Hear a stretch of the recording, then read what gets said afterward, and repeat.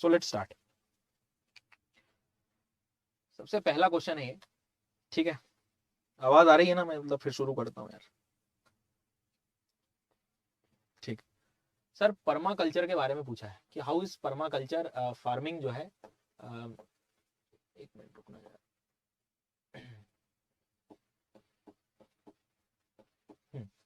How is perma culture farming is different from conventional chemical farming. Hindi में जैसे अपन कहते हैं ना कि जो स्थायी कृषि होती है, सस्टेनेबल एग्रीकल्चर जिसको हम लोग कहते हैं, है ना, नाम सुना होगा। ये फायदा मिल जाता है हिंदी और इंग्लिश दोनों में पढ़ने का। कुछ लर्नर्स मुझे मालूम है कि पर्मा कल्चर को देख के समझ में नहीं आए होंगे, लेकिन जैसे आपने स्थाई को सुना होगा तो शायद आप सस्टेनेबिलिटी की तरफ चले गए, और यहीं से आपका क्वेश्चन जो है पूरा डिवाइड हो जाता है। ठीक है, जैसे वो बोल रहा है कि पर्मा कल्चर मतलब ऐसे एग्रीकल्चर पे ध्यान देना जो ऑर्गेनिक हो, जो सस्टेनेबल हो, इन सब चीजों पे। अब वो भी बोल रहा है कि जो अब तक ग्रीन रेवोल्यूशन वगैरह का जो टाइम था, कि जो अब तक केमिकल फार्मिंग हो रही थी, भाई ग्रीन रेवोल्यूशन में आपसे क्या बोला गया कि आपको प्रोडक्शन बढ़ाना है। आप कैसे बढ़ाओगे? बिना मतलब ये फर्टिलाइजर का यूज किए, इनको आपने प्रमोट किया और तब प्रोडक्शन बढ़ा। तो यही सब जो चीजें थी वो conventional. Why we are using the word conventional? देखो हिंदी में भी यूज किया है इन्होंने कि रासायनिक कृषि में भी पारंपरिक। पारंपरिक भैया मतलब परंपरा हो गई है।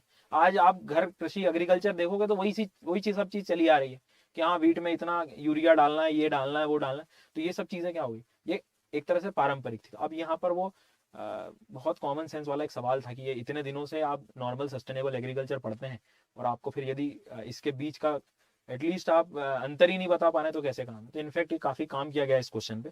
सो करिए ट्राई। आप लोगों को क्या लगता है, क्या आंसर है इसका? मैं ऑप्शन समझा देता हूँ। Permaculture farming discourages monocultural practices, but in conventional chemical farming monoculture practice are predominant. Hindi में मैं थोड़ा सा बोल देता हूँ ताकि दिक्कत न रहे। कि जो स्थायी कृषि होती है वो एक धान्य कृषि पद्धति को हतोत्साहित करती है। मतलब क्या कि कुछ आज आप लोगों ने देखा होगा कि कुछ ऐसे स्टेट्स हैं जैसे बिहार वगैरह है जिन्होंने वीट की 3-3 वेराइटीज डेवलप कर ली। साल भर वीट लगाया जा रहा है। वीट मतलब राइस पैडी की बात कर रहा हूँ मैं। वीट का भी जैसे मान लीजिए फॉर एग्जाम्पल की पूरे ज्यादातर मैक्सिमम ज्यादा ध्यान वीट पे रख लिया, तो आप किसी एक एग्रीकल्चर को प्रमोट करते हो। ग्रीन रेवोल्यूशन सबसे बड़ा एग्जाम्पल है, वीट और राइस। मोनोकल्चर मतलब क्या, एक एक ही खेती पे। अब होगा क्या कि सॉइल पे डिस्टर्बेंस कितना ज्यादा क्रिएट हो जाएगा। हर चीज बैलेंस की नाम की भी तो कोई चीज होती है।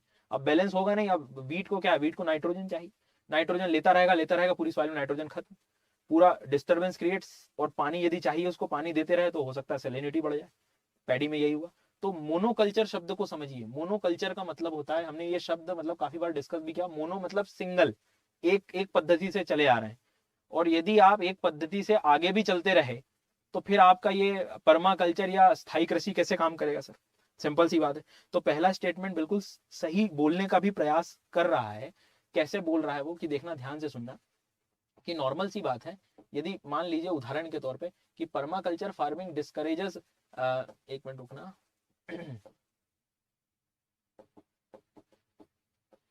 तो पर्माकल्चर वो कह रहा है कि डिस्करेज करता है मोनोकल्चर प्रैक्टिस को, और जो कन्वेंशनल केमिकल फार्मिंग है मोनोकल्चर प्रैक्टिस आर प्रीडोमिनेंट। ये पूरा ग्रीन रेवोल्यूशन का एक स्टेटमेंट आप कह सकते हो कि ग्रीन रेवोल्यूशन में यही होता था कि किसी एक पे काम चले आ रहा है, चले आ रहा है, चले आ रहा है, वैसा काम। ठीक है।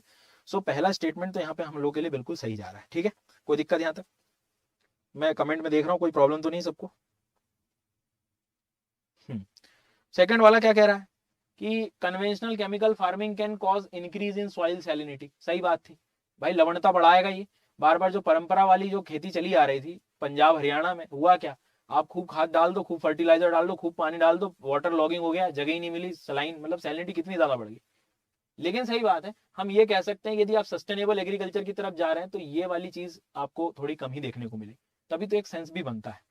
ठीक है, तो सेकंड की तरफ भी हम मान सकते हैं कि लगभग सही जा रहे हैं। अब बात आती है, conventional chemical farming is easily possible in semi arid region. जो शुष्कता वाले अर्ध शुष्क क्षेत्र होते हैं वहां पर जो पारंपरिक कृषि है वो पॉसिबल है। और एकदम नॉट लगा के बोल दिया है कि भाई साहब पर्माकल्चर बिल्कुल भी पॉसिबल नहीं। नहीं, जब कोई चीज हम प्लान कर रहे हैं तो थोड़ी कठिन जरूर है, बट ये तो नहीं कह सकते कि नॉट पॉसिबल करके, कि बिल्कुल ही नहीं होगा करके। थोड़ा सा स्टेटमेंट वैसा जा रहा है, लेकिन फिर भी हम ऑप्शन को देख के फिर काम करेंगे। Practice of mulching is very important in permaculture farming but not necessary so in conventional chemical farming. Mulching का एक एग्जांपल देता हूँ। मान लो कि एक पेड़ लगा हुआ है, ठीक है। अब पेड़ लगा है, मल्चिंग के लिए इन्होंने जो मल्च बनाने वाला एक एग्जांपल हिंदी में भी इन्होंने वही कर दिया कि मान लीजिए पेड़ है। अब आप आए, आज इसमें पानी डाला, पानी डालने के बाद हुआ क्या कि शाम तक जो है पानी या तो थोड़ा बहुत चला गया और बाकी एवोपरेट हो गया। अब वेस्ट हो गया पानी, तो मैं क्या करूंगा, इसको ग्रास की जो मतलब सूखा घास जो होता है या कोई पॉलीथीन या वगैरह, इनसे मैं क्या कर दूंगा, कवर कर दूंगा। तो मैंने लॉस ऑफ एवोपरेशन रोक दिया। ये सब चीजें ट्रेडिशनली कहाँ चलती आ रही हैं, ये तो हमने आगे सीखा, या एक तरह से आप कह सकते हो कि सस्टेनेबिलिटी वाली बात कर रहा है कि आप वाटर को बचा रहे हैं, ये सब चीजें। तो कुछ ऐसा नहीं लगता कि पॉजिटिव तरफ ये अपना जो स्टेटमेंट है जो जा रहा है। ठीक है, आवाज आ रही है क्या?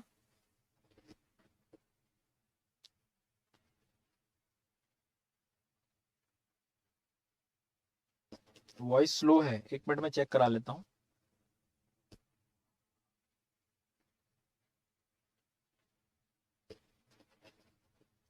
कोई कह रहा है क्लियर है।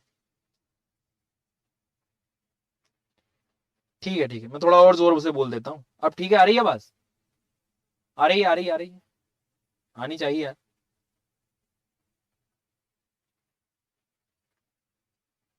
ठीक है। सो इस बात को थोड़ा सा ध्यान रखना है कि लगभग लगभग हम ये कह सकते हैं कि तीसरा जो है थोड़ा सा हमें कहीं और ले जाने का प्रयास कर रहा था। तीसरा स्टेटमेंट जो है वो क्या कह रहा है कि तीसरा स्टेटमेंट ये बोल रहा है कि सेमी एरिड एरियाज में नॉर्मली केमिकल फार्मिंग जो है चल भी जाती थी, इजीली पॉसिबल थी, और बट वो पर्मा कल्चर जो है बिल्कुल पॉसिबल नहीं है। लेकिन नहीं, हमें आज भी राजस्थान में कुछ ऐसे एग्जाम्पल्स मिल जाते हैं जो सस्टेनेबिलिटी की तरफ जो है इस तरह के मतलब काफी कुछ एग्जाम्पल्स हैं जहाँ पे ऐसे एक्सपेरिमेंट्स किए गए थे फॉर द सस्टेनेबल एग्रीकल्चर। ठीक है, तो मतलब नॉर्मल सी बात है। एक एग्जाम्पल मैं ऐसे भी सोच सकता हूँ ना कि मान लीजिए इंदिरा गांधी कैनाल गया राजस्थान में, ठीक है, अब ये तो नहीं कहा था कि आप वीट लगाने लगो, आप उसी में बाजरा लोगे तो उतना ही एफिशिएंसी से काम होगा। आपने अब वीट लगाया, राइस लगाया, तो फिर प्रॉब्लम ज्यादा हुई। तो आप सस्टेनेबल की तरफ भी जा सकते हैं, वापस उस एग्रीकल्चर पे जाओ जो थोड़ा सस्टेनेबल हो। तो तीसरा यहाँ पर थोड़ा सा अपने को जो है बाहर जाते हुए दिखाई दे रहा है। सो आंसर बी की तरफ हम लोग जा रहे हैं, लेकिन शाम को जब मैं स्पेशल क्लास कराऊंगा तो और डिटेलिंग अपन इसको सोर्स के साथ डिस्कस कर लेंगे। ठीक है, सो 1 to 4 जो है काफी कुछ लगभग बेहतर की तरफ जा रहा है। कोई यहाँ तक तो नहीं है? यहाँ तक कोई दिक्कत तो नहीं है? आवाज का एक बार और मुझे कंफर्म करेंगे आप लोग प्लीज?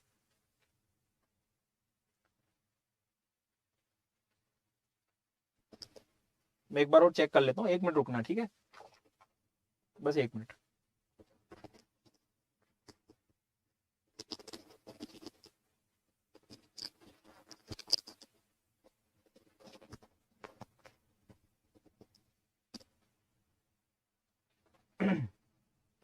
अब आ रही है क्या?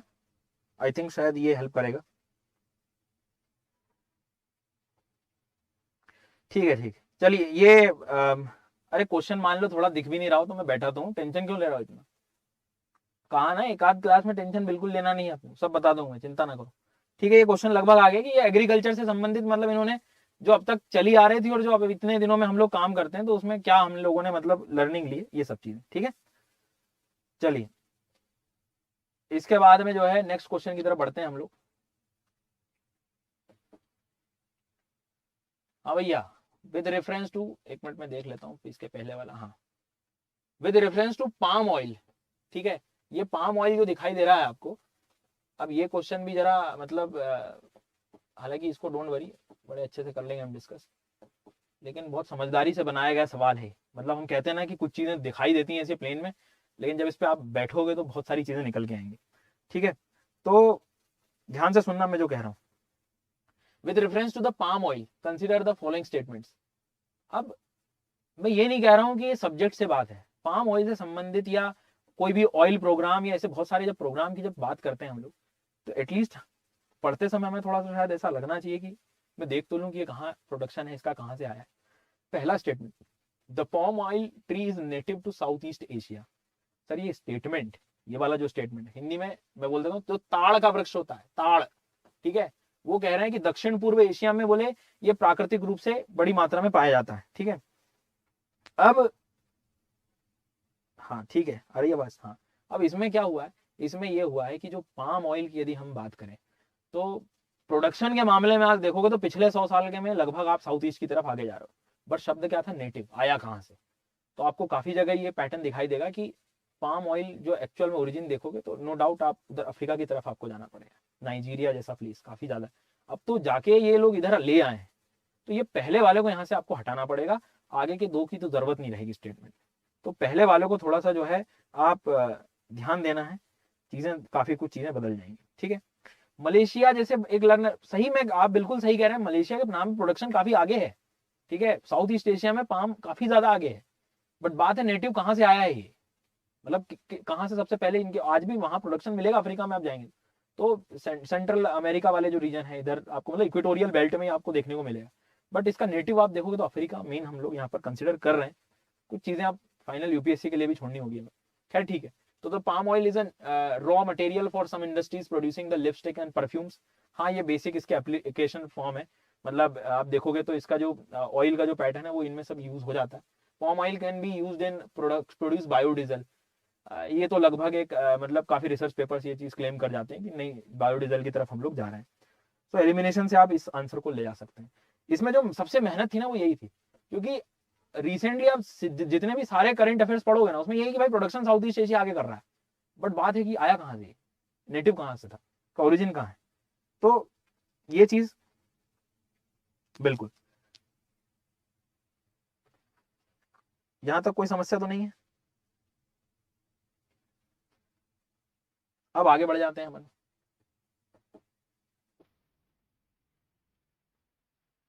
With reference to India Didwana Kuchaman Sargol Khatu, ये तो राजस्थान के जो छात्र हैं पीछे नहीं हटेंगे इस आंसर को देने में, ठीक है।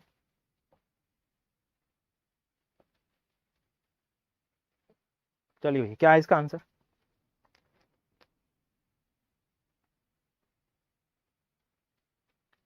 हाँ वो पिछले वाला जो क्वेश्चन था कि ये क्वेश्चन कैसे फॉर्म हो गया, तो मैपिंग या तो वर्ल्ड के नाम पे या इंडिया के नाम पे आपको जरूर दिखेगी हमेशा। तो वो मतलब पिछले हर बार एक दो क्वेश्चन दिखे हैं तो वो तो मिलेगा।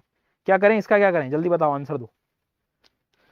वो कह रहा है इनमें बेसिक चीज क्या है, ऑफ कोर्स मैंग्रोव कहाँ से लाओगे, वहाँ ग्लेशियर कहाँ से लाओगे, रामसार दो हैं अलग अलग हैं केवला देव वगैरह के रीजन में, लेक की तरफ जाना पड़ेगा हमें, लवणता वाली झील, ठीक है बिल्कुल। तो एलिमिनेशन से भी हम काफी कुछ इसमें कर सकते हैं। थोड़ा बहुत ये ऐसा नहीं लगता कि मतलब आप मैंग्रोव और ग्लेशियर क्यों हटा दिया आपने, ज्योग्राफी पढ़ी है आपने या नॉर्मली देखा है कि भाई ग्लेशियर कहाँ मिलेगा, मैंग्रोव एरियाज दलदल वाले जो है वो कहाँ मिलेंगे, कोस्टल एरिया कहाँ पर मैंग्रोव्स की अवेलेबिलिटी है।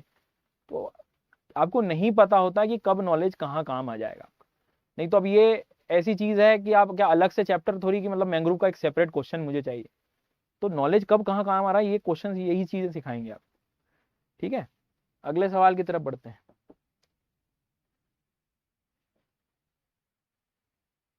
विद रेफरेंस टू इंडिया, अच्छा वही आ गया क्या, चेंज कर लेता हूँ यार। हाँ अब देखो इसमें दो प्रकार के लर्नर्स हैं, क्या सीधी बात है कि सर ये तो नदियां कुछ ऐसी दे देता है यूपीएससी जो कि बोले हमने कभी सुनी नहीं, ऐसे भी होंगे, क्यों क्या लगता है, आवाज आ रही है।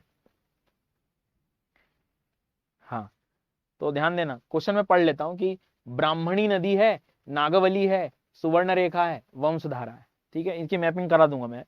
बट इसमें मैं कहता हूं भले ही आपने नाम नहीं सुना, दो नदियों का नाम तो सुना है, ब्राह्मणी बैतरणी सुनते हैं और एक सुवर्ण रेखा छोटा नागपुर के रीजन से आ रही होती है, या कभी किसी ने आयरन एंड स्टील प्लांट्स पढ़े होंगे तो उसमें नो डाउट ये ब्राह्मणी बैतरणी के जो नदियां हैं वो भी आसपास आपको देखने को मिलेंगी। तो ब्राह्मणी सुवर्ण रेखा को आप हटाइए सबसे पहले तो, कि पहला और तीसरा तो बोले मैं बिल्कुल हटा दूंगा, ठीक है। अब क्या बचा, बची दो नदियां, अब दो नदियों को मैपिंग करोगे तो देखोगे कि उड़ीसा आंध्र प्रदेश से संबंध है, ईस्टर्न घाट से बाहर बे ऑफ बंगाल की तरफ आ जाएगी।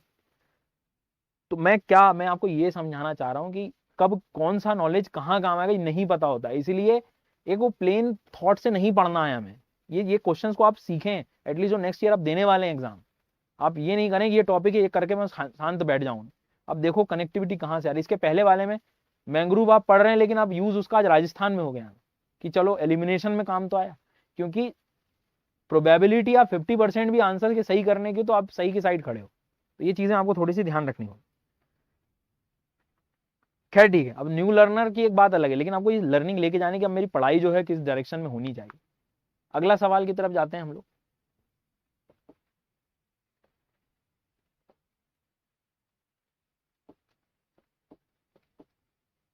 चलिए भैया अगला सवाल क्या कहता है, ये कुछ थोड़ा सा करंट अफेयर है लेकिन ये कुछ प्लस क्लासेस में डिस्कस हुआ है कि मतलब होता क्या है, देखो अब ये इंडिया है, या उदाहरण के तौर पे खुद सोचो आप कि मान लीजिए फॉर एग्जांपल यदि मैं बात करूं तो इंडिया का जो भी मिनरल रिसोर्स है वो तो ठीक है मैं यूज कर रहा हूँ, लेकिन ये समय बहुत आना था और आ चुका था कि लोगों की जो नजरें हैं वो अब डीप ओशन में भी जाने वाली थी। मतलब क्या कि भाई लैंड मास जो दिखाई दे रहा है तब तक तो ठीक है चल ही रहा है, वहां से हम मिनरल एक्सप्लोर कर ही रहे हैं, बट एक बात बहुत बेसिक चीज है, बहुत बेसिक चीज है क्या, कि आपको ये बात सीखनी होगी कि यहां तक जब मैं मिनरल्स एक्सप्लोर कर रहा हूं तो आदमी एट द एंड ओशियन के डेप्थ में भी तो जाएगा कि यहां पर तो कुछ मिल जाए, क्योंकि आफ्टर ऑल ये भी लिथोस्फियर का ही पार्ट है। ठीक है, और हर 2-3 महीने में एक आर्टिकल आपको डीप ओशन मिशन से संबंधित कहीं ना कहीं वो कनेक्ट जरूर करे, या मान लीजिए कि जो डीप सी एक्सप्लोरेशन मिनरल्स के उस पर कनेक्ट जरूर करे। बट बात है कि अब न्यूज़पेपर पे कहाँ किस लेवल पे फोकस किया जा रहा है और कैसे हम ज्योग्राफी कनेक्ट कर रहे हैं, इस बातें थोड़ी ध्यान रखनी होंगी। अब क्या हुआ, ओशियन पे जाएगा, लेकिन बात यही आती ना कि ओशियन का अधिकार फिर किस पे। ऐसे तो फिर कोई भी, अब चलो ठीक है, मेरा भारत के पास तो जो है मान लीजिए कोस्टल एरिया है, उन देशों का क्या जो लैंडलॉक है आपस में, उनका ओशियन का अधिकार कौन है, या उनको कोई लाइसेंसिंग देना है तो कौन ग्रांट करेगा। इसीलिए फिर अनक्लॉज आया पहले, United Nations convention on the laws of sea. ठीक है कि भैया जितने भी सी से संबंधित जो लॉ होंगे कि किसको कितना जो है अलॉट होना चाहिए, लैंडलॉक कंट्री के लिए क्या व्यवस्था होगी, और उसके तहत एक इंटरनेशनल सी बेड अथॉरिटी का निर्माण किया गया था। ठीक है, सी बेड मतलब समझ गए कि समुद्र तल का जो हिस्सा होता है उससे एक संबंधित अथॉरिटी बनाई गई अपन, ताकि उससे रिलेटेड डिस्प्यूट या लाइसेंसिंग वाली जो चीजें, अलॉटमेंट वाली जो चीजें हैं वो करेगा। अब ये जो लिखा है ना ग्लोबल ओशियन कमीशन, ये बंद हो गया है। ये कमीशन था, एक इंटरनेशनल ऑर्गेनाइजेशन था, ये लगभग 2016 के आसपास, मतलब पहले, काफी पहले बंद हो चुका है। काम इसका यही था कि एक्सप्लॉइटेशन कहाँ कितना ज्यादा हो रहा है वो ठीक है, बट जो पहला स्टेटमेंट जो बोल रहा है ना, वो क्या बोल रहा है, बिल्कुल क्या बोल रहा है, वो पहला स्टेटमेंट यही आपको कहने का कह रहा है कि the global ocean commission grants licence for the sea bed exploration and mining in the international water. अब इसका काम नहीं है, वो इंटरनेशनल सी बेड अथॉरिटी मेन यहाँ पे आने का प्रयास करेगा। तो पहला हटा दो आप, तो आंसर आपके सामने दिखेगा। बाकी तो ठीक है कि आप एक बार जरूर पढ़ें कि इंडिया में, बिल्कुल सही बात है कि इंडिया जो है डीप सी माइनिंग एक्सप्लोरेशन कर रही है। In fact this question is related with PMN also, polymetallic nodules जो होते हैं उससे भी इसका संबंध है। पॉलीमेटेलिक मेटेलिक नोड्यूल्स क्या होता है, poly, poly means multiple, metal मतलब खनिज, नोड्यूल्स मतलब ये कुछ ऐसे रॉक्स हैं जिनमें अलग अलग तरह के मेटल्स मिलेंगे आपको, और इनको एक्सप्लोर करना रहता है। तो हर देश कर भी नहीं पाता डीप सी में, लेकिन जो जाएगा वो कौन उसको अलॉट करेगा क्या है, तो भारत दक्षिण, मतलब भारत दक्षिण हिंद ओशन में जो है, इंडियन ओशन में ये एक्सप्लोरेशन इसका काफी पहले से चल भी रहा। तीसरा जो है रेयर अर्थ मिनरल्स, अब मान लो ये नहीं मुझे आइडिया है, नहीं आइडिया, तो इसके बेस पे मैं काम करूंगा, मतलब पहले को एलिमिनेट करूंगा, मैं बी को आंसर लगा के आगे बढ़ूंगा। ठीक है, फिर भी हाँ रेयर अर्थ मिनरल्स की अवेलेबिलिटी आप काफी जगह ये चीज आपको देखने को मिल सकती है। ठीक है, आवाज आ रही है? हाँ क्लियर है सबको, जितने बैठे हो, जो पढ़ रहे हैं वो भी तो लिख दो। बिल्कुल, तो इंटरनेशनल सीबेड अथॉरिटी का मेन ज्यादा काम है इसमें, ये लाइसेंसिंग वगैरह के रीजन में यदि आप जाते हैं तो। ठीक है, ये अनक्लॉज से आया, United Nations convention on the laws of sea. कई बार क्या होता है कि वो जैसे साउथ चाइना सी का काफी ज्यादा डिस्प्यूट यही है कि कुछ देश वहीं पास पास में लगे हुए हैं, तो वहां के ओशन का डिस्प्यूट कौन हटाएगा, तो वो वाली भी एक बात यहाँ पे आ जाती है। ठीक है, आगे बढ़ जाते हैं, एक क्वेश्चन में और भी है अभी।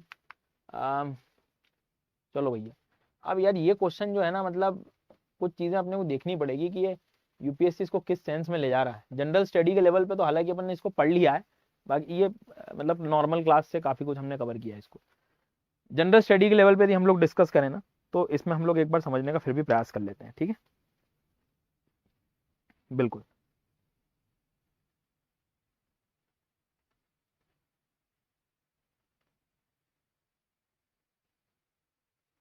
चलिए। तो अब देखना, ध्यान से सुनना, मैं जो कह रहा हूँ इंपॉर्टेंट है। सबसे पहले कह रहा है कि in the tropical zone the western section. अब भैया जब से आप ज्योग्राफी पढ़ना शुरू करते हो ना, तो वो एक निकल के आती बात, western margin of the continent, western margin of the, हर चीज मार्जिन के आगे कॉन्टिनेंट लिखा होता है हर बार। कॉन्टिनेंट, आपने जैसे मैं आपसे डेजर्ट पूछूंगा तो कॉन्टिनेंट, ठीक है, मैंने ट्रॉपिकल साइक्लोन आपसे पूछा तो आप बोलोगे eastern margin of the continent. Continent word हमेशा है।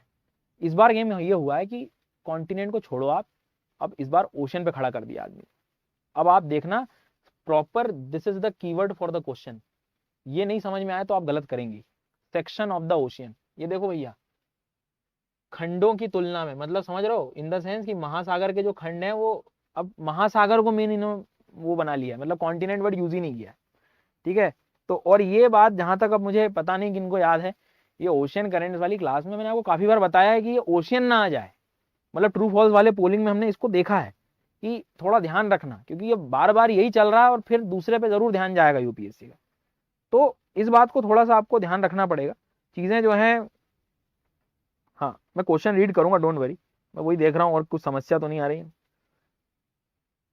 और हाँ, गलती को भी मैंने बताया है कि ये गलती करोगे आप, तो एक बार गलती करने के बाद दोबारा भी पोलिंग दिए बीच बीच में, उसके बाद फिर दोबारा सही हुआ। बाकी तो बहुत लड्डू सवाल था जीएस लेवल पे यदि हम बात करें तो। अब ये ना कि भैया आगे कोई क्लाइमेट चेंज पे ले गए आप और बड़े सर्कुलेशन पे ले गए, तो फिर ये तो इसमें 2 घंटे भी मैं एक्सप्लेनेशन लगा सकते हैं, बट इसको जनरल स्टडी के लेवल पे समझते हैं। विंड्स जो है ईस्टर्ली विंड चलती हैं, पानी ऐसे ही जाएगा। आप ओशियन में खड़े हो, ओशियन का वेस्ट साइड है और ये ईस्ट साइड है। ठीक है, अब पानी इधर जा रहा है, मतलब क्या हुआ, इधर जाना in the sense, what is the इधर जाना, कि वार्म वाटर इधर पूरा ट्रैवल हो जाएगा। तो ओशियन का क्या हो गया, ये ओशियन का क्या हो गया, वेस्ट हो गया। तो पहला स्टेटमेंट ये कह रहा है कि ट्रॉपिकल जोन में western section of the ocean, इधर वाला, मान लो कॉन्टिनेंट बनाया तो वेस्टर्न सेक्शन वाला जो है ओशियन के रिस्पेक्ट में, ओशियन के रिस्पेक्ट में वेस्ट, कॉन्टिनेंट के रिस्पेक्ट में ईस्ट, तभी साइक्लोन भी बनते हैं, ध्यान रखना। बिल्कुल, तभी साइक्लोन भी बनते हैं, नहीं तो साइक्लोन कैसे बनेंगे। अब मुझे एक बात बताओ, इसका एक सबसे अच्छा तरीका और मैं बता देता हूँ ऐसे कनेक्टिविटी का। मुझे एक बात बताओ, फॉर एग्जाम्पल ये अफ्रीका है, ठीक है, यहाँ आप खड़े हो, कॉन्टिनेंट पे खड़े हो, तो क्या बोलोगे यार, ये मेरे लिए क्या है, वेस्ट है, और ये मेरे लिए ईस्ट है, कॉन्टिनेंट, ठीक है। लेकिन यदि मैं आपको ओशन में खड़ा कर दूँ तो आप क्या बोलोगे, ये ईस्ट है, ठीक है। और उस साइड यदि जो साउथ अमेरिका आएगा वो क्या होगा, वेस्ट। अब ईस्टर्ली विंड के कारण पूरा पानी गर्म यहाँ जाएगा, this is the warm water. यही पहला स्टेटमेंट कह रहा है कि ट्रॉपिकल जोन में उष्णकटिबंधीय क्षेत्रों में the western section of the ocean are warmer than the eastern section owing to the influence of trade wind. पूर्वा पवनों के कारण ये पूरा जो है इधर। अब कॉन्टिनेंट के अकॉर्डिंग देखते यदि स्टेटमेंट देते तो ईस्ट लिखना पड़ता, लेकिन अब इसने वाटर लिया इसलिए इसने वेस्ट लिखा है, स्टेटमेंट सही। ऐसे जस्ट अपोजिट इनने ऊपर वेस्टर्ली चलेंगे, तो वो जो गल्फ स्ट्रीम बोलते हो आप, गल्फ स्ट्रीम का एक नाम और है, कौन बताएगा मुझे, जल्दी बताओ, वो उसी के साथ फिर एक्सप्लेन करूंगा मैं। बताओ भैया जल्दी बताओ। वेस्ट आपके जो गल्फ स्ट्रीम है, मतलब जो नॉर्थ अमेरिका से गर्म पानी जो यूरोप की तरफ जाता है, यूरोप में गल्फ स्ट्रीम को जो आप कहते हो कि ये ब्लैंकेट ऑफ यूरोप है, blanket of Europe gulf stream को क्यों कहते हो, वो गल्फ का गर्म पानी उधर कौन ले जा रहा है, ओशियन के ईस्ट में, ओशियन का जो ईस्टर्न सेक्शन है वो कौन ले जा रहा है, बिल्कुल वेस्टर्ली विंड का भी रोल है वहां पे, ये शब्द तक यूज हुए हैं अपने। बिल्कुल, तो दिस इज द रीजन कि आप वेस्टर्न साइड में, आप जब वेस्टर्ली विंड जाएगी तो ऑफकोर्स ओशियन के ईस्ट साइड में वार्म वाटर आ जाएगा। देखो, westerlies make the eastern section of ocean, मतलब महासागरों के पूर्वी छोरों को, पूर्व यूरोप की तरफ उधर जाओ, ठीक है, warmer than the western section. अब इसमें यह है कि एट द एंड आखिरी में आके यूपीएससी अपना कोई नया क्लाइमेट चेंज का फंडा ना ला ली, जनरल स्टडी के लेवल पे लगभग सही जाएगा, ठीक है। तो ये हम पहले भी डिस्कस कर चुके हैं। आवाज आ रही है, ठीक है। अरे ये समय जो है पेपर ऑब्जर्व करने का, प्लीज इट्स अ रिक्वेस्ट, तो कमेंट में आप थोड़ा ऑब्जर्वेशन पे काम करें, कहीं दूसरी दिशा की ओर ले जा रहे हो आप। जी हाँ, तो समझें आप कि मुझे अब आगे 1 साल की तैयारी क्या करनी, ये ज्यादा काम आएगा एट देन, और यही काम भी आएगा, मैं आप सभी भी कह रहा हूँ, ठीक है। तो इस बात को थोड़ा सा ध्यान रखें। अब आगे चलते हैं भैया अगले सवाल की तरफ, क्या कहता है अगला सवाल। हाँ, ये करंट अफेयर बेस्ड सवाल, लेकिन ठीक है, इसका रात को मैं जो है बिल्कुल प्रॉपर आपको बता भी दूंगा कि सोर्स कहाँ से आया, क्या है। एक्चुअल में क्या है कि ये नो डाउट काफ़ी बड़ी एक जो climate change and agriculture food security research programme है, एक तो ये आया है इसमें, दूसरा इसके बाद में जो है CGIAR आया है, ठीक है, एग्रीकल्चरल रिसर्च, जो इसका हेडक्वार्टर फ्रांस में है, ये स्टेटमेंट बिल्कुल सही था। और इसके तहत जो है सेमी एरिड वाले जो ट्रॉफी, मतलब यहाँ 2-3 संस्था के बारे में इन्होंने साथ में बात कर ली जो आपस में मिलजुल के काम कर रही है, ठीक है। तो हिंदी में जैसे मैं कहूँ तो जो जलवायु स्मार्ट ग्राम है, जैसे बिहार में ये दिख रहा है कि क्लाइमेट चेंज से संबंधित जितनी भी चीजें हम आप मिटिगेशन ले रहे हैं कि भाई सोलर एनर्जी की तरफ जाना है, इसमें तरफ जाना, तो ये जो प्रोजेक्ट्स जो हैं विलेज लेवल तक, रूरल लेवल तक ले गए। जैसे कहते हैं ना कि स्कूलिंग्स में, एजुकेशन सेक्टर में कई बार हम लोग बोलते हैं कि हमारी शाला कैसी हो, ठीक है, मतलब हमारा विद्यालय कैसा हो, ऐसे जो स्कीम नहीं निकाल रहे होते हैं, तो वैसे ही कुछ ये भी था कि क्लाइमेट चेंज को मतलब रोकना है तो, या क्लाइमेट से संबंधित बात करनी है तो, और उस टाइम भी आया हुआ है कि स्मार्ट सिटीज की जगह आप स्मार्ट विलेजेस की तरफ क्यों नहीं जाते हैं। तो वैसे कुछ ये भी था कि हम कॉन्सेप्ट रूरल लेवल से भी तो शुरू कर सकते हैं। तो ये क्लाइमेट स्मार्ट प्रोग्राम जो आया था, नो डाउट ये CCAFC के एस के उसके तहत ही आया था। शाम की स्पेशल क्लास में इसकी मैं पूरा मतलब पैराग्राफ 3 आपको अलग अलग दे दूंगा संस्था के। बाकी लगभग तीनों यहाँ पर जो है आंसर जो है आपके सही जाने वाले, ठीक है। सो 1 2 3 मतलब ये संस्थाएं आपस में मिल रही। फ्रांस तक एक जो संस्था है इसके तहत रिसर्च सेंटर अपने इंडिया के तहत ये काम कर रहे होते हैं। सो नो डाउट ये थोड़ा सा ज्योग्राफी तो है ही, बट ये करंट अफेयर से ज़्यादा संबंधित है, क्योंकि पिछले 5 या 6 सालों में एक एनालिसिस में आपको इससे इस क्वेश्चन से मैं बताता हूँ। अगले साल से जो भी एग्जाम देने वाला है, न्यूज़पेपर पढ़ो आप, कुछ इस प्रकार की कोई भी संस्था मिले, ठीक है, कोई भी संस्था मिले, किसी ने एडिटोरियल में यूज कर ली हो या रैंडम किसी के मतलब नॉर्मल पैराग्राफ में लिखा गया, सर पहला काम है। और इस बात को मैं अभी क्यों कह रहा हूँ, मैं हमेशा कहता हूँ ये वाला टॉपिक कभी धोखा नहीं देगा। इस तरह की संस्था एक दो मिलेगी ही मिलेगी आपको हमेशा, ठीक है। तो आपको इस बात को थोड़ा ये कहीं नोट डाउन कर लो, मैं आपसे अभी भी कह रहा हूँ, एक बार बुद्धि को जब तक पता नहीं लगेगा, आप न्यूज़पेपर में पता ही नहीं लगेगा क्या पढ़ना है। ये एनालिसिस में हमें इसीलिए काम करना है। तो याद रखें, इस तरह का जो इनिशिएटिव आया है, सो इट्स अ रिक्वेस्ट कि आप ध्यान रहे कि ऐसे बड़े बड़े जितने भी ऑर्गेनाइजेशन है, संस्था, और लिखना नहीं है, उस पर काम करना पड़ेगा।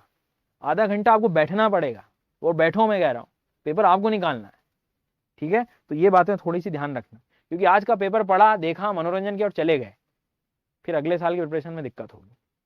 अच्छा, एक बात और ऑब्जर्व की मैंने, क्वेश्चन नए मिलेंगे ठीक है, बट सर जिस प्रकार का काम, जैसे आज 2 3 दिन आपको ऐसा लगेगा कि अरे बहुत पेपर टफ है, बहुत पेपर टफ है, नहीं, पेपर टफ नहीं है सर। बात है कि आप कितना लर्निंग तक पहुंच गए हैं। बेसिक चीजें काफी कुछ आई, ये न्यूज़पेपर से भी देखेंगे, जब आप देखें तो निकले हुए हैं ये सब। बात है कि हम उतनी रीच हमने बढ़ाई की नहीं। मैं अक्सर कहता हूँ कि 5 मिनट पहले वाली चीजें मैं पूछ लेता तो हमें कठिन लगती थी, लेकिन पढ़ने के बाद आप पूछ लो, 100% पोल जा रहा है आपके लिए। बात है कि हमारी रीच कितनी पहुंची, तो वो हमें थोड़ा सा ध्यान रखना पड़ेगा। बहुत कॉम्बिनेशन से आप पढ़ाई करनी है हमें, ठीक है। नेक्स्ट अगला सवाल की तरफ बढ़ते हैं। वेजिटेशन ऑफ सवाना, भैया मैं क्वेश्चन आपको पहले बता देता हूँ, फिर आप लोग मुझे बताना, ठीक है। समझा रहा हूँ पहले क्वेश्चन में, ऑप्शन नहीं समझाऊंगा, पहले क्वेश्चन समझाऊंगा, हिंदी में भी और इंग्लिश में भी। और ये क्वेश्चन मैं चाहता हूँ कि यार आप पूरी बुद्धि से अपने मन से लगाएं, ठीक है। देखो वो ये कह रहा है कि अपना अफ्रीका का जो एरिया है, ठीक है, ये सवाना एरिया है। सवाना पढ़ते हैं अपन, ग्रासलैंड वाला एरिया पढ़ते हैं। और हमने देखा है कि ये मतलब इनफैक्ट लॉयन यहाँ क्यों दौड़ पाता है, ट्रीज कम है ना, जितने भी स्पीडी एनिमल्स यहीं मिलते हैं हमें। तो उनका मानना ये है कि भाई साहब यहाँ पे जो सवाना है, तो इसमें क्या लिखा है कि देखो, कंसिस्ट ऑफ ग्रासलैंड मिलेगा, ठीक है, हिंदी मीडियम, घास के मैदान मिलेंगे, और कोई वृक्ष नहीं होते हैं, वृक्ष कंपेरेटिवली कम है, ठीक है। ये सवाना का बेल्ट, इधर लानोज में तो एक बार मिल जाएगा, उधर ये इसमें ग्रासलैंड कंपेरेटिवली ज्यादा है, ग्रास का डोमिनेंस मतलब घास का ज्यादा डोमिनेंस है, वृक्ष नहीं है। ये पहले स्टेटमेंट लिखा है। दूसरा स्टेटमेंट क्या कहते हैं, ऐसे क्षेत्रों में वन विकास सामान्यतः एक या अधिक से कुछ पारिस्थितिक संयोजन के द्वारा नियंत्रित होता है। मतलब क्या, यहाँ पे ये जो पेड़ है, ये वन जो है, ये लग नहीं पा रहा है, मतलब पेड़ को, घास को नहीं, पेड़ को मौके नहीं मिल पा रहे हैं कि मैं बढ़ जाऊं इसमें, पूरा ग्रास ही ग्रास है, पेड़ को मौके क्यों नहीं मिल रहे हैं यहाँ पर। ऐसे सवाल को सोचो और अब आंसर बताना, ठीक है। तो आपसे आंसर बन जाएगा। वो आपसे कह रहा है कि पेड़ जो है यहाँ पर इतना ज्यादा, मतलब फॉरेस्ट क्यों नहीं लग पा रहा है। तो कोशिश करो भैया, क्या होगा इसका आंसर। पहला तो कह रहा है कि बिलकारी प्राणी और जो दीमक वगैरह है, इनके कारण ऐसा हो पाता है, ठीक है। और उसके बाद में जो है फायर के बारे में बात कर सकते हो, और grazing herbivores, seasonal rainfall, soil की प्रॉपर्टी एक मैटर करेगी यहाँ पर। क्या लगता है आपको आंसर। वो इधर 135 लिखा है ना, कोशिश करो यार। उधर देख लिया होगा तुमने आंसर जो है, हाँ नजरें तो तुम्हारी वहीं जा रही हैं, सबसे पहले कि सी बताएंगे हम। सी को एक्सप्लेन कौन करेगा मुझे बताओ यार, कोई कर सकता है एक्सप्लेन। पानी पी लेता हूँ यार 1 मिनट में, है ना।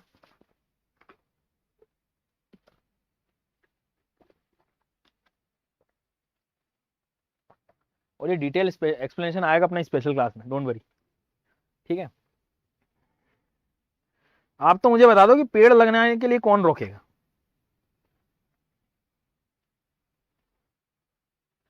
देखो भाई सीधी बात है, आग लगना बहुत जरूरी है, क्योंकि ग्रास में लगेगी आग। ग्रास में जब आग लगती है तो जो पेड़ों के जितने भी मान लीजिए सीड्स हैं वो भी जल जाएंगे, छोटे पौधे भी साफ हो जाएंगे, तो मौका इसको मिलेगा नहीं पेड़ को आने के लिए। तो फायर को तो हम एटलीस्ट रखना पड़ेगा अपने। अब आप देख लो कि दूसरा जो है कहाँ की जगह जाएगा, ठीक है। दूसरी बात, बारिश भी इतनी होती तो सपोर्ट कर जाते यार अपन, मतलब उतना ज्यादा जो है वार्मिंग पैटर्न नहीं आता, फायर नहीं लगती। तो फायर और रेनफॉल को तो अपने को साथ में रखना चाहिए। और 2 और 4 जो है एक ही जगह आपको ऑप्शन में साथ में मिल रहे हैं, लगाओ बुद्धि। इक्वेटर से तो ठीक है, वही मैं आपसे कह रहा हूँ कि इक्वेटर से दूर होने के कारण बारिश नहीं हो रही है, तो दोनों को साथ में रखना पड़ेगा एक बार अपने को। और एक बार ऐसे ही इन्होंने एनवायरमेंट के नाम से क्वेश्चन पूछा हुआ है। तो 2 और 4 की तरफ यदि हम जाते हैं तो तीसरा ठीक है, सही बात है कि ग्रेजिंग हर्बीवोर्स, मतलब कई बार ग्रेजिंग वाले जो है ग्रेज तो कर ही रहे हैं, साथ साथ में मान लो कुछ सीड्स वगैरह साफ कर गए, छोटे मोटे जो वृक्ष मतलब उसके जो सीड्स वगैरह भी यदि मान लो चले भी गए, तो तीसरे को तो अपने को रखना ही पड़ेगा साथ। 2 4 को साथ में आप रख के देखिए। तो सी की तरफ अभी हम जा रहे हैं, ठीक है। देखते हैं फिर हम और डिटेल एक्सप्लेनेशन रात को भी, डोंट वरी। उसमें क्या है कि मैं स्पेशल क्लास में आपके कमेंट सामने देख पाऊँ और बढ़िया से डिस्कस करेंगे। अगले सवाल की तरफ चलते हैं। सॉइल का थोड़ा सा इशू है, क्योंकि क्या है कि अब सॉइल में तो अब मान लो रेनफॉल वगैरह दिया आपने प्रॉपर, तो सॉइल से पहले काम करेगा, मतलब रेनफॉल ज़्यादा काम करेगा, मतलब जल्दी की तरफ जो है बढ़ सकता है। बट कुछ ऐसी चीज़ें हो रही हैं कि फायर रेजिस्ट करता है, ये एक तरह से अडेप्टेशन के उसमें भी देखते हैं हम कि अपनी डोमिनेंसी कोई चीज़ कैसी बढ़ा रहा है, ठीक है। तो ये चीज़ को थोड़ा सा ध्यान रखना। आगे बढ़ जाते हैं, क्योंकि देखो इक्वेटोरियल एरिया में आओगे ना तो वहाँ इतने इतने बड़े बड़े वृक्ष हैं, ठीक है।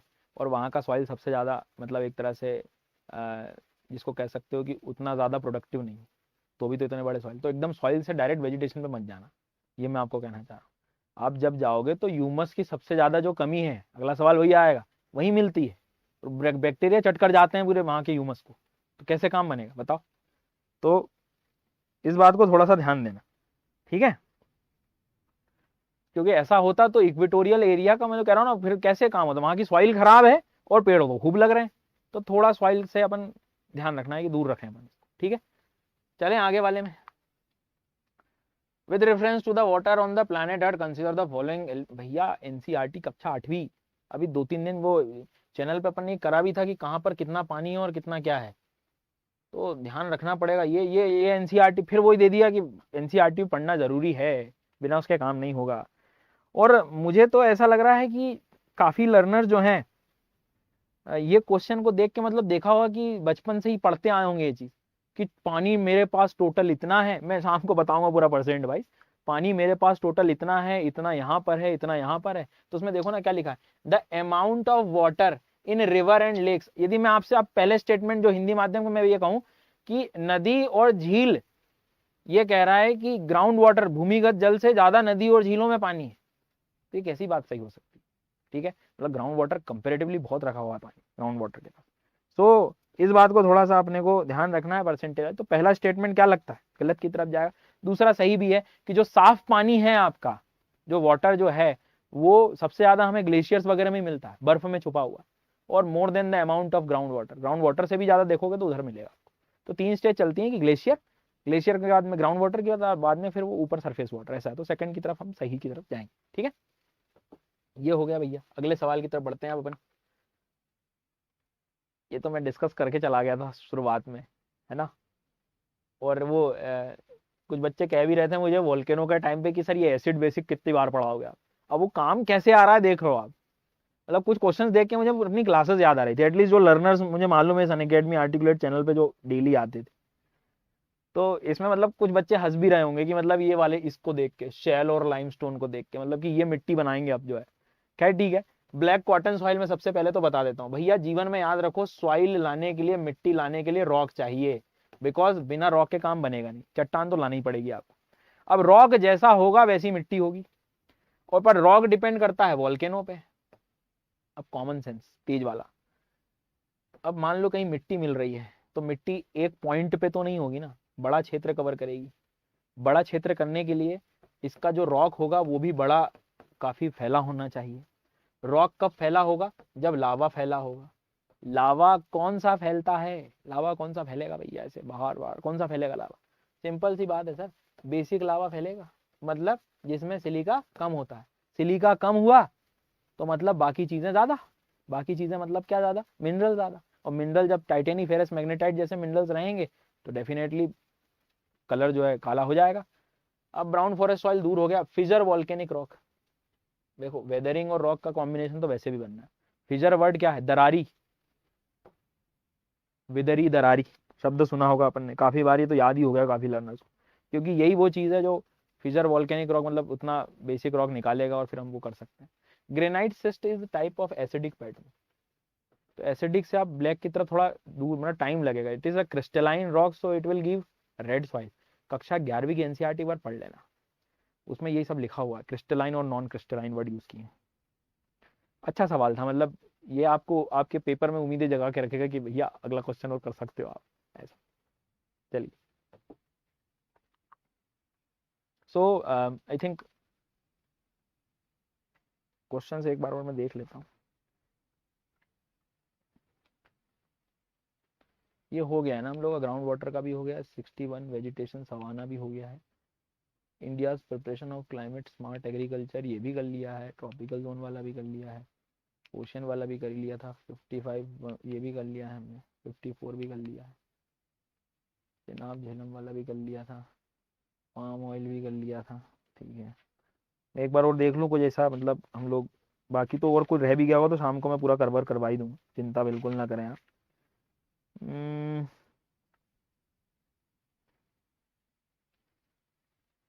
ठीक है, मतलब ये और रह गया होगा ना तो डोंट वरी, हम लोग शाम को डिस्कस भी कर लेंगे उसमें स्पेशल क्लास में। और स्पेशल क्लास लेना यार मुझे इसलिए जरूरी आपको लग रहा है क्योंकि मुझे सोर्स बताने हैं आपको कि कुछ जो क्वेश्चन करंट अफेयर वाले थे ना, बिना, क्योंकि जैसे इस बार को थोड़ा सा ध्यान रखना है, ठीक है, सोर्स जरूरी है, सोर्स देखना बहुत कारण मैंने उसका यही बताया आपको कि जितनी बार आप जैसे आगे बढ़ोगे, मतलब जितना आप पढ़ोगे उस चीज को आप देखोगे, तो एक बात बिल्कुल क्लियर है कि बिल्कुल।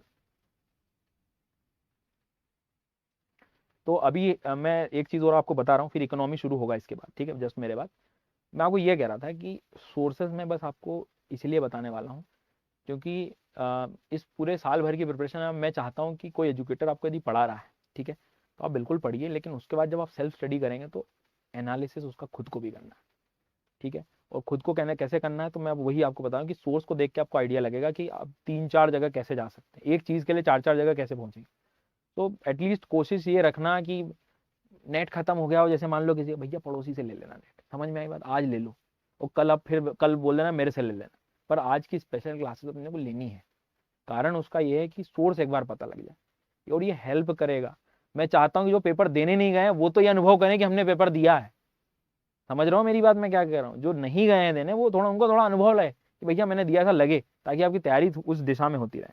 ठीक है, बाकी ये समझ में आ गया ज्योग्राफी के क्वेश्चंस लगभग आप लोगों को, कोई प्रॉब्लम तो नहीं है ना। इकोनॉमी शुरू होने वाला है बस, ठीक है। हाँ, तो इसको जो है हम लोग और कोई समस्या तो मुझे और बता दो। हाँ, कुछ ऐसे यदि दिख रहे हैं वो क्वेश्चंस में लाऊंगा स्पेशल क्लास, ठीक है, बिल्कुल, डोंट वरी।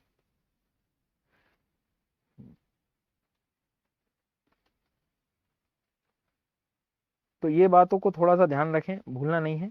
और दूसरी चीज एक और है, टाइमिंग में अपडेट कर दूंगा ना टेलीग्राम चैनल पे, डोंट वरी, मतलब पहले आपको बता दूंगा मैं। शायद हो सकता है कंबाइंड भी क्लास रहेगी जिसमें मैं आपको बता, टाइम की चिंता ना करो, आपको यहाँ अपडेट मिल जाएगा, ठीक है। और ये यूपीएससी आर्टिकुलेट के जो टेलीग्राम चैनल है उसको भी आप ज्वाइन, वहाँ भी अपडेट मिल जाएगा। बट स्पेशल क्लास कोशिश कर लेना आने का, क्योंकि वो आपको बहुत कुछ एटलीस्ट सामने दिखेंगी चीजें कि ये लोग पेपर कहाँ कहाँ से जो है मतलब निकाल रहे होते हैं, मतलब बुद्धि को ट्रेन करने वाला काम है, क्योंकि अब साल भर आप यही सपोर्ट करने वाली है आपको, है ना। चलिए, तो लिंक जो है ध्यान रखना डिस्क्रिप्शन बॉक्स में मिल जाएगी, इस बात को थोड़ा सा ध्यान रखें। तो एक दो चीज़ और मैं इसमें आपको बताऊं, एक तो भैया ये वाली इस चीज़ को आप ध्यान रखना, ये आगे तक आपको जो है ना, मतलब मेरे हिसाब से ये जो भी मेंस वगैरह में भी जाओगे आप, ये बातें मेंस तक आने वाली, और ये इनफैक्ट आएगी, क्योंकि बहुत बेसिक ऐसा सवाल इनने मतलब बहुत ही काम किया हुआ सवाल था। और ये मैं आते से मैंने कहा था ये हिंदी वाले को जरूर देख लेना, ये स्थायी कृषि वाले को, ये जो स्थायी कृषि वाली कहानी थी कि मतलब कई बार परमा नहीं समझ में आता तो थोड़ा ध्यान रखना। तो ये सवाल जो आया है ये इसीलिए आया, तो अब आपको क्या करना है, कुछ ऐसी ऑब्जर्वेशंस करने, कि हम क्या, जैसे क्लाइमेट चेंज में भी आया, तो क्लाइमेट चेंज और पहले की स्थिति, तो क्लाइमेट चेंज एक बहुत ऐसा टॉपिक जहाँ से आना ही है क्वेश्चन। तो ऐसे 4-5 टॉपिक आपको निकालते रहना, और ये कब आएंगे, ये आपको जब एक बार आपने, जैसे मैंने अब बोल दिया ना आपको, तो आपके दिमाग में हो गया। आप कल से न्यूज़पेपर में ना आप देखेंगे आपकी बुद्धि तेज दौड़ेगी। 4 दिन से सिलेबस भी मैं कहूँगी कि सिलेबस पढ़ लो, वो काम नहीं आएगा, लेकिन ये अब काम आएंगी चीज़ें, अब आप ट्रेंड हो जाओगे। तो इसीलिए कह रहा हूँ कि जब भी आप ये एनालिसिस देखो ना यार, कोशिश करना कि इसी तरह से आप अपने माइंड को, बुद्धि को बिल्कुल तैयार कर लो, कि कल से वो स्ट्रैटेजी ना ढूंढनी पड़े मुझे कि न्यूज़पेपर कैसे पढ़ें, ऐसे पढ़ें न्यूज़पेपर की ये चीज़ें मिले तो मुझे छोड़नी नहीं है। दूसरी बात, एक क्वेश्चन में याद होगा आप लोगों को, ये जो मैंने बताया था, अब जैसे ये पाम ऑयल वाली बात थी, मलेशिया नो डाउट बहुत आगे है इनमें, लेकिन कहाँ से आया, कैसे पता लगेगा, तो ये चीज़ें अपने को ध्यान देनी थी। दूसरी इंपॉर्टेंट बात, एक ये तो चलो ये मैपिंग वगैरह थी सब, एक क्वेश्चन और है, ये ग्लोबल ओशन कमीशन, ये तो हालांकि बंद हो गया, लेकिन ये एक बेसिक आइडिया है, ये एडिटोरियल से निकले हुए सवाल से, कि मतलब ऑफ कोर्स इतना ग्लोबल लेवल पे आप मिनरल एक्सप्लोरेशन कर रहा है तो कौन कौन देगा परमिशन, ये बेसिक सवाल आना चाहिए था दिमाग में, ये वो चीज़ निकली। ये ठीक है, तो बेसिक फिजिकल ज्योग्राफी का, लेकिन ये भी क्वेश्चन ऐसा है कि आप ऊपर ऊपर पढ़ के एंड नहीं कर सकते। आपको यदि विंड्स नहीं आती हैं, ओशन नहीं आता है, मतलब फिजिकल ज्योग्राफी का दोनों, क्लाइमेटोलॉजी और ओशनोलॉजी दोनों का ज्ञान चाहिए इसमें। और ये क्वेश्चन आप गलत नहीं करना है, सबसे बनने वाला है, जिसने फिजिकल ज्योग्राफी पढ़ी उसको सबसे बने। तो इट्स अ रिक्वेस्ट कि भैया ऐसे काम नहीं करना है, अपने को पढ़ना सभी है, मैं आपसे अभी भी कह रहा हूँ। दूसरी एक बात और मैं आपको बता रहा हूँ, ये जो था, ये एक बहुत अच्छा सवाल था, इसमें 2-3 जो संस्थाएं थी ऐसी न्यूज़पेपर में हर 3-4 दिन में निकलेंगी, तो आप ये अपनी बुद्धि को ट्रेन करा लो कि भैया नहीं, आप इसको देखना, और आगे अब अगली बार से बिल्कुल इस तरह की चीज़ें मिस नहीं होनी चाहिए। और ये इस टाइम के पेपर को देख के नहीं बोला जा रहा है, ध्यान भी रखना, आप पुराने पेपर उठा लो, इन्वायरमेंट में हर साल 2-2 इस तरह के आपको इनिशिएटिव्स मिलेंगे ही, ठीक है, तो ध्यान रखना। इसके बाद में ये बेसिक सवाल है, मतलब बौद्धिक क्षमता वाला, पूरी ज्योग्राफी वगैरह सब पढ़ लेते हो, आखिरी का निचोड़ है कि किसी डायरेक्ट बुक में नहीं मिलेगा, आपको अपने लॉजिक्स लगा के काम करना पड़ेगा। फायर का रोल, यदि आग लगती है तो उसका रोल भी क्या है, हमने आज तक फायर का ये देखा कि डिसएडवांटेज डिसएडवांटेज डिसएडवांटेज, कहीं देखा कि नेचुरली ये काम भी करती है फायर। तो ये बात थोड़ा सा, मतलब ये कलेक्टर वाला सवाल था एक्चुअल में, कि आप जिले संभालना है तो आपकी डिसीजन मेकिंग कैसी रहेगी। ये एनसीईआरटी का बेसिक सवाल रहा है, नो डाउट आपको एनसीईआरटी कहते हैं ना रीड करनी चाहिए, तो बिल्कुल 2 तरीके हैं, पहले मत करो, पहले टीचर से पढ़ लो पूरा सब्जेक्ट, फिर एक हफ्ते में पूरी एंड कर सकते हो आप एनसीईआरटी इन ऐसे फैक्ट्स के लिए। Black cotton soil, physical geography, Indian geography का कॉम्बिनेशन, बिना उसके नहीं होना है ये क्वेश्चन, ठीक है।